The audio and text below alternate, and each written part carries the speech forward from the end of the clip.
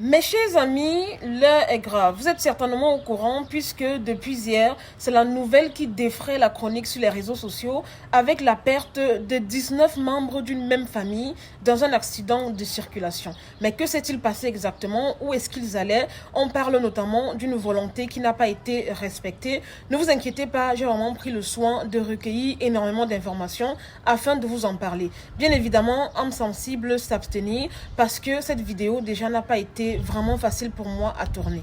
Avant toute chose les amis, si tu aimes bien mon contenu, mes vidéos, ma personne, n'hésite pas à me laisser un petit like en commentaire pour m'encourager. Et bien évidemment, me dire en commentaire depuis quel pays est-ce que tu me suis depuis tout ce temps. Alors les amis, pour vous raconter un peu la situation, un accident a eu lieu alors qu'une famille partait enterrer leur maman. En fait, ce qui s'est passé, c'est que la maman est décédée et d'après ce que les gens disent, sa dernière volonté aurait été qu'elle soit enterrée à Douala où elle avait acheté un terrain. Donc en gros, elle voulait être enterrée à cet endroit-là. Malheureusement, après son décès, le pasteur de la famille a également insisté fortement afin que cette famille puisse respecter la volonté de la maman qui était d'être enterrée à Douala. Malheureusement, voilà, ils ont préféré aller enterrer la maman à Ezeka. Je ne sais pas pourquoi Ezeka. Peut-être que Ezeka c'était leur village ou le village de leur père. Je n'en sais absolument rien. Voilà maintenant qu'ils décident de louer un minibus vu qu'ils étaient nombreux. Ils ont jugé nécessaire de prendre un bus, histoire peut-être de voyager ensemble, de faire des économies et de surtout être regroupés sur la route. Ils vont alors louer un minibus dans lequel ils seront 19 personnes de la même famille, y compris le cercueil. Donc en gros, ils devaient voyager avec le cercueil et 19 autres personnes de la même famille.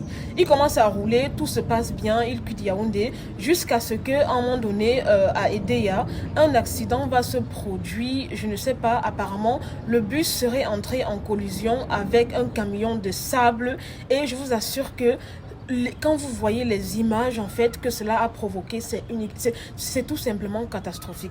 Et je vous assure que aucune personne n'a survécu parmi les 19 personnes. Tous sont décédés immédiatement. Malheureusement, les secours n'ont pu rien faire.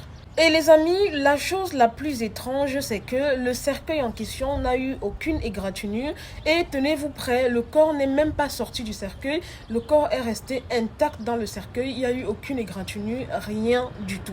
C'est ce qui est vraiment hyper choquant. Sincèrement, je suis vraiment choquée de voir à quel point les routes au Cameroun sont de plus en plus mauvaises. Mais à mon avis, il n'y a pas que les routes qui sont mauvaises. Parce que même les conducteurs commencent à rouler n'importe comment. Franchement, il faut vraiment que le gouvernement prenne des mesures nécessaires pour pouvoir arranger tout ça parce que j'ai l'impression que chaque jour qui passe, il y a un accident de la circulation mortelle. La dernière fois, j'avais entendu parler d'une jeune dame. Voilà, elle était nouvellement mariée il y a un mois. Elle a voyagé. À un moment donné, son mari est venu la chercher. Ils ont fait l'accident. Elle est die. Pour rebondir maintenant pour le cas de la famille en question, moi j'ai juste envie de dire un truc. Évitez souvent de prendre les membres d'une même famille, mettre dans un véhicule pour voyager. C'est beaucoup plus dangereux en fait de faire ça.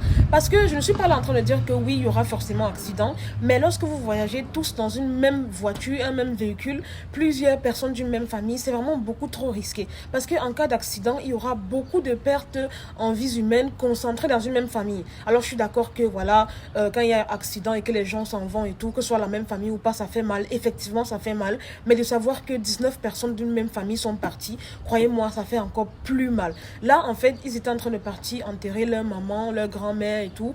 Mais ils vont se retrouver à être enterrés avec elle. Là, c'est vraiment la catastrophe, en fait. Sincèrement, j'imagine même pas le scandale que cela a pu provoquer dans la famille en question, d'autant plus que de la manière dont je vois là, c'est vraiment la famille proche de la défunte, c'est-à-dire ses fils, ses filles, ses petits-filles, ses petits-fils qui sont partis avec elle comme ça, je ne comprends pas.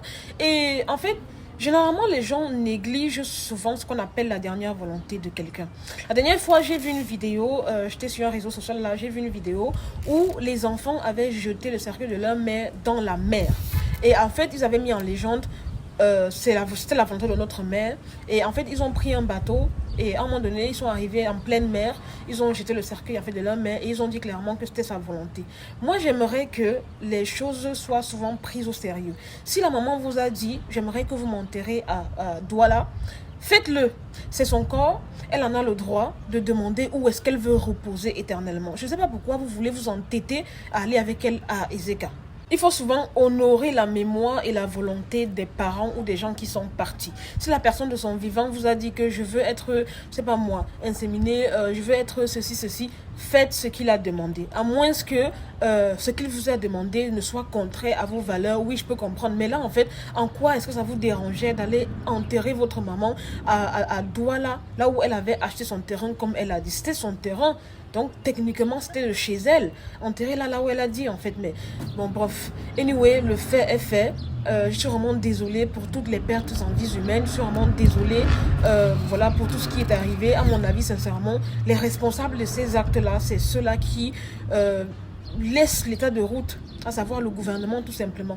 Je ne sais pas pourquoi on n'arrive pas à construire de vraies routes, parce que oui, vous allez me dire que les gens conduisent mal, mais n'empêche que le premier facteur en fait de tous ces accidents, c'est l'état des routes en fait. C'est vraiment dommage de voir des vies écourtées comme ça à cause d'un banal accident de la circulation. Et je vous assure que les amis, ces histoires de camions de sable là, c'est devenu un carnage en fait au Cameroun. Parce que toutes les semaines, tous les mois, j'ai l'impression d'entendre la même histoire. Oh, une voiture a eu une collision avec un camion de sable. Oh, une voiture, j'ai l'impression, je vous assure, d'entendre la même histoire. Camion de sable qui a percuté, c'est comment en fait, hein? C'est vous qui ne savez pas conduire, c'est vous qui vous mettez à vouloir conduire des gros engins comme ça, sans permis, sans respect du code de la route, sans route même tout simplement en fait. Franchement, c'est malheureux.